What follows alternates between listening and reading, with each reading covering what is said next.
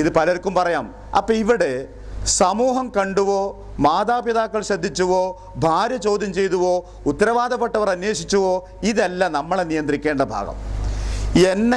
എൻ്റെ ജീവിതത്തിലെ തഖ്വയുണ്ടാക്കിയിട്ട് എന്നെ നിയന്ത്രിക്കുന്നത് ആരോരും കാണാത്ത സമയത്തും എല്ലാവരും കാണുന്ന സമയത്തും ഒരുപോലെ തന്നെയാണ്. നാട്ടുകാർ കാണുന്ന നേരത്ത് വളരെ തുമൈനീനത്തുള്ളൊരു നിസ്കാരം, ഒറ്റക്കാവുമ്പോൾ എപ്പോഴേ ഫാത്തിഹ ഓതി എന്ന് അറിയും കൂടി ചെയ്യാത്തൊരു നിസ്കാരം, അങ്ങനെ ഉണ്ടൊരു നിസ്കാരം. നമസ്കാരം അള്ളാഹിൻ്റെ മുമ്പിലാണ്, അതെപ്പോഴും കാണുന്നുണ്ടല്ലോ. അപ്പോൾ വജ്ജഹത്തും ഫാത്തിഹയും സൂറത്തുമൊക്കെ ഓതി അതാ അടക്കവും ഒക്കെ ഉണ്ടായിക്കൊണ്ട് നമസ്കാരമാണ് എപ്പോഴും വേണ്ടത്. അതെങ്ങനെ ആൾ കാണുമ്പോൾ ഒരു പ്രത്യേക നിസ്കാരം, ആളില്ലാത്തവൻ വേറെ നിസ്കാരമായി മാറിയത്? അപ്പോൾ ഞാൻ പറയുന്ന കാര്യം ഒരു അന്യമായ കാര്യമൊന്നുമില്ല, നമ്മളുമായി ബന്ധപ്പെട്ട വിഷയം തന്നെയാണ്. ആളുകൾ അറിയട്ടെ അറിയാതിരിക്കട്ടെ, തനിച്ചാവട്ടെ, തന്നെ നിയന്ത്രിക്കാൻ പ്രാപ്തമാവണം. അത് ഞാൻ എന്തിനാ ഇവിടെ നിൽക്കുന്നത്, എന്നെ എന്തിനാ ഇവിടെ, ഈ സ്ഥലത്ത് ഞാൻ വരാൻ പാടില്ലല്ലോ. അതാ അങ്ങനെ എൻ്റെ ചില സുഹൃത്തുക്കളൊക്കെ പറയാറുണ്ട്. ഒരു പാർട്ടിക്ക് വിളിച്ചു എന്നെ, ഗെറ്റ് ടുഗദറിന് വിളിച്ചു എന്നെ. പോയി നോക്കുമ്പോൾ അവിടെ കള്ള് പിന്നെ പാരുകയും കുടിക്കുകയും പിന്നെ ആ ജാതി കലവിലയും സംസാരങ്ങളും ഒക്കെയുള്ള ടീമാണ്. എന്നോട് ഫാമിലിയുമായിട്ടാണ് ചെല്ലാൻ പറഞ്ഞു. പക്ഷെ ചെന്ന് പെട്ടപ്പോൾ കുടുങ്ങി പടച്ചവനെ, ഞാൻ എന്താ ചെയ്യേണ്ടത്? ഞാനൊന്നും ആലോചിച്ചില്ല, ഞാൻ അവിടെ നിന്ന് മെല്ലെ അങ്ങ് പോന്നു, അത്ര തന്നെ. അതാണ് ആ തീരുമാനം. പോയി പെടും ചിലപ്പോൾ. ബിസിനസ് മേഖലകളിൽ ജോലിയുമായി ബന്ധപ്പെട്ട് ഈ തരം സ്ഥലം അറിയാതെ എത്തിപ്പെട്ടു പോകും. നമുക്കറിയില്ല എന്താ സംഭവങ്ങൾ. അപ്പം ആ സ്ഥലത്ത് എത്തിപ്പെടാൻ വിളിച്ചത് ഞാനെങ്ങനെ, അയ്യോ കള്ള് കുടിക്കുന്നൊരു കൂട്ടരവിടെ, അനാവശ്യ വർത്തമാനങ്ങളും സംസാരങ്ങളും ഡാൻസും മറ്റൊരു ഭാഗത്ത്, ഈ ജാതി വൃത്തികേടുകളിൽ ഞാനും എൻ്റെ മക്കളും ഞാനും എൻ്റെ ഭാര്യയും കൂടിയോ? ഞാനില്ല, ഞാൻ പോകും ഇവിടുന്ന്, ഞാൻ പോവുക, എനിക്കിത് പറ്റില്ല.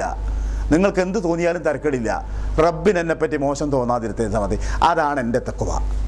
അതാണ് ആരെയും ലോകത്ത് ആരുടെയും പ്രതികരണങ്ങളെ വിലവെക്കാതെ അത് വിലവെക്കുക എന്നത് തന്ത്രപരമായി തന്നെ എന്ന് പറയാൻ ഞാൻ അത് സൂക്ഷ്മത വേണ്ടി വന്നേക്കാം. പ്രായോഗിക തലത്തിൽ ആ ബോധത്തോടു കൂടി തന്നെ ആ വേണ്ടാത്തിടങ്ങളിൽ നിന്ന് രക്ഷപ്പെട്ടു പോരാൻ ശ്രമിക്കാം. അനാവശ്യമായ വേണ്ടാത്ത സ്ഥലങ്ങൾ ഒരുപാട് നമ്മൾ വിളിക്കപ്പെടാറുണ്ട്, ക്ഷണിക്കപ്പെടാറുണ്ട്. നമ്മൾ ആലോചിക്കണ്ടേ, പടച്ചോനെ എൻ്റെ മരണം അവിടെ വെച്ചാണെങ്കിൽ? ആലോചിച്ച് നോക്കൂ നിങ്ങൾ. എന്നോട് കഴിഞ്ഞ ദിവസം ഒരാൾ വിളിച്ചിട്ട് പറഞ്ഞു, കുട്ടിയുടെ മാമോദിസ മുക്കുന്ന പരിപാടിയും എല്ലാം കൂടിയായിട്ട് ഇവിടുത്തെ ഒരു ക്രിസ്ത്യൻ ചർച്ചിൽ പള്ളിയിൽ ഒരു പരിപാടി നടക്കുന്നുണ്ട്, എന്നെ ക്ഷണിച്ചിരിക്കുന്നു, ഞാൻ ചെല്ലാമെന്നും പറഞ്ഞിരിക്കുന്നു എന്ന് പറഞ്ഞു. നമ്മൾ ചെല്ലാമെന്ന് പറഞ്ഞതിന് ശേഷം എന്നോട് പറഞ്ഞാൽ അർത്ഥമല്ല, എനിക്കതിലൊരു വീക്ഷണമുണ്ട്. കുരിശുമായി ബന്ധപ്പെട്ട സമ്പ്രദായ ആചാരങ്ങളും പടച്ചറബ് വെറുക്കുന്നതാണ്. നിങ്ങളവിടെ പങ്കെടുക്കുന്ന സമയത്താണ് നിങ്ങൾ അന്ത്യമെങ്കിൽ നിങ്ങളുടെ ഈമാൻ മുഴുവൻ നഷ്ടമായി എന്നൊന്നും ഫത്വ പറയാൻ ഞാൻ ആളെങ്കിൽ പോലും നിങ്ങൾ ആലോചിച്ച് നോക്കൂ, എവിടെയാണ് നിൻ്റെ അന്ത്യം നടന്നത്? ഒരു കുരിശിൻ്റെ താഴെ വെച്ചിട്ടോ? ഒരു മുസൽമാൻ്റെ ജീവിതം അതൊരു വലിയ തത്വമാണ്, ഖുർആൻ പഠിപ്പിച്ചൊരു തത്വമാണ്. എവിടെ ഖുർആൻ ഇത് പറഞ്ഞതെന്നറിയോ? ദാനങ്ങൾ നൽകുന്നതിനെ പറ്റി പറഞ്ഞപ്പോൾ ഖുർആൻ പറഞ്ഞു, മോശപ്പെട്ട സാധനം ആളുകൾക്ക് കൊടുക്കരുത് എന്ന്. എന്നിട്ട് ഉപയോഗിച്ച ട്രിക്ക് എന്താണെന്ന് അറിയോ ഖുർആൻ? നിങ്ങൾക്കാണത് ലഭിക്കുന്നതെങ്കിൽ നിങ്ങൾ മനസ്സന്തോഷത്തോടെ സ്വീകരിക്കുമോ? അങ്ങനെ നിങ്ങൾ സ്വീകരിക്കാൻ ഇടയില്ലാത്ത സാധനം നിങ്ങൾ എന്തിനാ മറ്റുള്ളവർക്ക് കൊടുക്കുന്നത്? വലിയ ചികിത്സയല്ലേ അത്? നാം വേണ്ടാത്ത സാധനങ്ങളോ വൃത്തിയാക്കാൻ പറ്റാത്ത സാധനങ്ങളോ കച്ചറയായ സാധനങ്ങളോ ദാനം എന്നീ പേരിൽ പാവങ്ങൾക്ക് കൊടുക്കാൻ മെനക്കെടുമ്പോൾ അതിനെ പടച്ചോൻ ചികിത്സിച്ച രീതി കണ്ടോ നിങ്ങൾ? നിങ്ങൾക്കാണത് ലഭിക്കുന്നതെങ്കിൽ നിങ്ങൾ എന്തുമാത്രം ഇടങ്ങേറാവും, ഇഷ്ടമുണ്ടാവും നിങ്ങൾക്ക്. നിങ്ങൾക്ക് ഇഷ്ടമില്ലാതെയാവുന്നൊരു ദാനം നിങ്ങളെന്തിന് മറ്റുള്ളവർക്ക് നൽകാൻ മെനക്കെടുന്നു? സഹായിക്കുന്നതിനെ പറ്റി പറഞ്ഞപ്പോൾ ഖുർആൻ പറഞ്ഞു, അല്ല നിങ്ങൾക്ക് പ്രായമായി, നിങ്ങൾ മരിച്ചു പോകുന്നു, പ്രായപൂർത്തിയാവാത്ത കുഞ്ഞുങ്ങളും ഉണ്ടായി നിങ്ങൾക്കെന്ന് വിചാരിക്കുക. ആ കുഞ്ഞുങ്ങൾക്കൊരു നാശം വരാൻ നിങ്ങൾ ആഗ്രഹിക്കുമോ? എന്നാൽ ഇതേ ചിന്ത നിങ്ങൾ മറ്റുള്ളവരെ പറ്റി നിങ്ങൾ പാലിച്ചു കൊള്ളണം എന്നെല്ലാം കൂടി പറഞ്ഞ് ഖുർആൻ ചികിത്സിക്കുന്നുണ്ട്, മനുഷ്യ മനസ്സുകളെ ചികിത്സിക്കുന്നുണ്ട്. ആ തത്വം എടുത്തുകൊണ്ടാണ് ഞാനീ പറയുന്നത്. നാം ഏത് ഭാഗത്തെത്തിപ്പെടും, ഞാനെന്തിനിവിടെ, എനിക്കെന്തിവിടെ കാര്യം? എല്ലാ നന്മയിലും എല്ലാ തിന്മയിലും എല്ലാ തഖ്വയിലും എല്ലാ തഖ്വയില്ലാത്തിടത്തും എൻ്റെ സാന്നിധ്യം വേണമെന്നാണോ ഞാൻ തീരുമാനിക്കേണ്ടത്? അങ്ങനെയാണോ ഞാൻ തീരുമാനിക്കേണ്ടത്? എനിക്കൊരു ഉറച്ച തീരുമാനമുണ്ടാവണം, നമുക്കൊരു തീരുമാനമുണ്ടാവണം. തഖ്വയുടെ ഭാഗങ്ങളിൽ, പടച്ചവന് പൊരുത്തമുള്ള ഭാഗങ്ങളിൽ ഞാനുണ്ടാവും, എൻ്റെ സാന്നിധ്യമുണ്ടാവും, സഹകരണമുണ്ടാവും. തഖ്വക്ക് നിരക്കാത്തൊരു മേഖലയിൽ ഒരു സ്ഥലത്ത് ഞാനുണ്ടാവില്ല, എൻ്റെ സാന്നിധ്യമുണ്ടാവില്ല, എൻ്റെ സഹകരണം ഉണ്ടാവില്ല.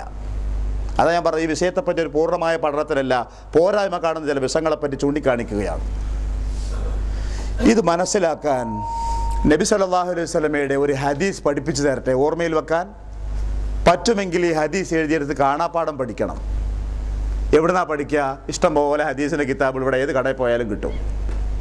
പിന്നെ അറബി ലേശം അറിയാവുന്ന ആളുകളാണെങ്കിൽ, അക്ഷരമാല വെറുതെ പിന്നെ കീബോർഡ് ഉപയോഗിച്ച് അടിക്കാൻ പറ്റുന്നവരാണെങ്കിൽ ഹദീസിൻ്റെ ഇഷ്ടം പോലെ സൈറ്റുകളുണ്ട്. ആ വേർഡ് അടിച്ചു കൊടുത്താൽ ഹദീസിൻ്റെ ആ വാക്കുകൾ ഹർക്കത്തുകളോട് കൂടി തന്നെ ഡൗൺലോഡ് ചെയ്യാൻ പറ്റും, വായിക്കാൻ പറ്റും. അൽ ഹലാലു ബയ്യിനുൻ വൽ ഹറാമു ബയ്യിനുൻ വബൈനഹുമാ ഉമൂറു മുസ്തബിഹാത്തുൻ ലാ യഅലമുഹുന്ന കസീറുൻ മിനൻ നാസ് ഫമൻ ഇത്തഖ ശുബ്ഹാത്ത് ഫഖദ് ഇസ്തബ്റഅ ലിദീനിഹി വഇർളിഹി വമൻ വഖഅ ഫി ശുബ്ഹാത്ത് ഫഖദ് വഖഅ ഫിൽ മഹാരിം അല ഇന്ന ലികുല്ലി മലിക്കിൻ ഹിമ അല ഇന്ന ഹിമല്ലാഹി മഹാരിമുഹു. ഹലാലുകൾ വ്യക്തമായി പഠിപ്പിച്ചു തന്നിരിക്കുന്നു, ഹറാമുകളും വ്യക്തമായി പഠിപ്പിച്ചു തന്നിരിക്കുന്നു. എന്നാൽ ഇവ രണ്ടിനുമിടയിൽ സംശയാസ്പദമായ ചില കാര്യങ്ങളുണ്ട്. പലർക്കും അതിൻ്റെ വിധി മനസ്സിലാവില്ല. ഹലാലാണോ ഹറാം? അങ്ങനെ നോക്കുമ്പോൾ അത് ഹലാലാന്ന് തോന്നുന്നു, ഇങ്ങനെ ചിന്തിച്ച് നോക്കുമ്പോൾ പാടില്ലാത്തതെന്ന് തോന്നുന്നു. ഇങ്ങനെ ചില വിഷയങ്ങൾ ജീവിതത്തിലുണ്ടാവും. എന്താ നിർദ്ദേശം? ഫമനിത്തഖ ശുബ്ഹാത്ത്, ഈ തനിക്ക് ഉറപ്പില്ലാത്ത ഈ തരം വിഷയങ്ങളിൽ സൂക്ഷ്മത കാണിച്ചു, വെടിഞ്ഞു എങ്കിൽ ഫഖദ് ഇസ്തബ്റഅ ലിദീനിഹി വഇർളിഹി, അവൻ്റെ ദീനും കാത്തു അഭിമാനവും കാത്തു.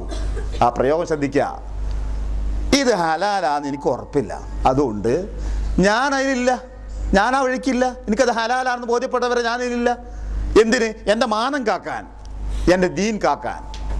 വമൻ വഖഅ ഫി ശുബ്ഹാത്ത്, ഈ ശുബ്ഹാത്തിലൊരുത്തം പോയി പെട്ടാലോ കുടുങ്ങിയാലോ ഉറപ്പില്ലാത്ത സംശയകരമായ വിഷയത്തിൽ ഫഖദ് വഖഅ ബിൽ മഹാരിം, അവൻ ചെന്നുവിടുന്നത് നിഷിദ്ധമായ കാര്യത്തിലാണ്. അയാളെ സംബന്ധിച്ചത് സംശയാസ്പദമായ കാര്യമാണെങ്കിൽ അത്രയേ ഉള്ളൂ. അയാൾക്ക് ഉറപ്പാണെങ്കിൽ വിഷയം തീർന്നു. ഹലാലാണെന്ന് അയാൾക്ക് ഉറപ്പാണോ പോയിക്കോട്ടെ. പക്ഷെ അയാൾക്ക് തന്നെ, വ്യക്തിക്ക് തന്നെ ഉറപ്പിൽ ഇത് ഹലാലാണോ ഹറാമാണോ എന്നിട്ട് അയാൾ ഇത് നിർവഹിക്കാനോ പങ്കെടുക്കാനോ പോകുമ്പോൾ അയാൾ നിഷിദ്ധമായൊരു കാര്യം ചെയ്യും പോലെയായി മാറും. അല, അറിയുക, ഇന്നലി കുല്ലി മലിക്കിൻ ഹിമ, എല്ലാ രാജാവിനും ഹിമയുണ്ട്. ഹിമ എന്ന് പറഞ്ഞാൽ രാജാവിൻ്റെയും രാജകുടുംബത്തിൻ്റെയും കാലികൾക്ക് മേയാൻ വേണ്ടി മാത്രമായി പ്രത്യേകം നിശ്ചയിച്ച മേച്ചിൽ സ്ഥലത്തെയാണ് ഹിമ എന്ന് പറയാം. അപ്പം ഈ വിഷയം പഠിക്കാൻ വേണ്ടി നബി സല്ലല്ലാഹു അലൈഹി വസല്ലം ഒരു അലങ്കാരം പ്രയോഗിക്കുകയാണ്, ഒരു ഉപമ പറയാണ്. എല്ലാ രാജകുടുംബങ്ങൾക്കും അവർക്ക് പ്രത്യേകമായി മേച്ചിൽ പുറങ്ങളില്ലേ? ആ മേച്ചിൽ പുറത്തിൽ നിങ്ങൾ പോയിട്ട് നിങ്ങളെ കാലികളെ മേയ്ക്കാൻ പാടില്ല, കുറ്റാണ്. നിങ്ങളെ കാലികളും ഉണ്ടാവില്ല, നിങ്ങളും ഉണ്ടാവില്ല. എന്നാൽ ആ മേച്ചിൽ പുറങ്ങൾ അരികത്ത് കൂടി നിങ്ങളെ കാലികളെ മേയ്ക്കാൻ പോകുമോ? അതും പോകില്ല. അവിടുന്ന് അങ്ങോട്ട് രാജാവിൻ്റെ മേച്ചിൽപ്പുറ വെറുതെ സുയിപ്പുണ്ടാക്കണ്ട, ഇടങ്ങാറുണ്ടാക്കണ്ട. കാലുകൾ ചിലപ്പോൾ അബദ്ധം ചെയ്ത് അങ്ങോട്ടെങ്ങാനും ചവിട്ടിയാൽ എൻ്റെ തല പോവും. അതുകൊണ്ട് പുല്ല് തിന്നില്ലെങ്കിലും വേണ്ടില്ല, അവിടുന്ന് തിന്നണ്ടാന്ന് വിചാരിച്ച് ദൂരേക്കല്ല നിങ്ങൾ പോവുക. അല, അറിയുക, വഇന്ന ഹിമല്ലാഹി മഹാരിമു, പടച്ചവൻ നിശ്ചയിച്ച മേൽച്ചിൽപ്പുറം ഏതാണെന്നറിയോ? സുരക്ഷിതമായ മേഖല അവൻ ഹറാമാക്കിയ ഭാഗങ്ങളാകുന്നു. അപ്പോൾ രാജാവിൻ്റെയും രാജകുടുംബത്തിനും വേണ്ടി നിശ്ചയിച്ച മേച്ചിൽപ്പുറങ്ങളിൽ അതിൻ്റെ സമീപത്തോ നിങ്ങളെ കാലികളെ മേയ്ക്കാത്തതുപോലെ പടച്ചവൻ നിശ്ചയിച്ച ഹറാമായ വസ്തുക്കളുടെ അരികത്തെവിടെയും മേയ്ക്കാനും മെനക്കെടണ്ടടോ എന്നാണ്. സദഖ റസൂലുള്ളാഹ്. എന്തോ രസമുള്ള വാക്കാ. അപ്പോൾ സൂക്ഷ്മതയുടെ വശമാണ് ഈ പറഞ്ഞത്, തഖ്വയുടെ വശമാണ് ഈ പറഞ്ഞത്. ന്യായീകരിക്കാൻ നമുക്കാവും, പറഞ്ഞു നിൽക്കാനാവും. അങ്ങനെയാണ് ഞാൻ ധരിച്ചത്, ഇങ്ങനെയല്ലേ അവസ്ഥ, കാലം മാറിയില്ലേ, ചുറ്റുപാടുകൾ ഇങ്ങനെയല്ലേ, അങ്ങനെ പലരും ചെയ്യുന്നുവല്ലോ, അവിടെ നടക്കുന്നു, അങ്ങനെ പലതും. നാം ആലോചിക്കേണ്ടത്, റബ്ബിൻ്റെ കോടതിയിൽ എത്തിപ്പെട്ടാൽ ഈ വശത്തെ നമുക്ക് പടച്ചവൻ്റെ മുമ്പിൽ പറഞ്ഞു നിൽക്കാനാവോ? ഇത് ബയ്യിനാവും ഹലാലാണെന്ന് ഉറപ്പാണോ ഇത് കാര്യം ഹലാലാണെന്ന്? എങ്കിലിതാവാം. അല്ല, ഹറാമാണെന്ന് ഉറപ്പായാലും ഉപേക്ഷിക്കണം. തന്നെ സംബന്ധിച്ച് സംശയകരമായൊരു വിഷയമാണെങ്കിലും അത് ഉപേക്ഷിക്കുക തന്നെയാണ് വേണ്ടത്.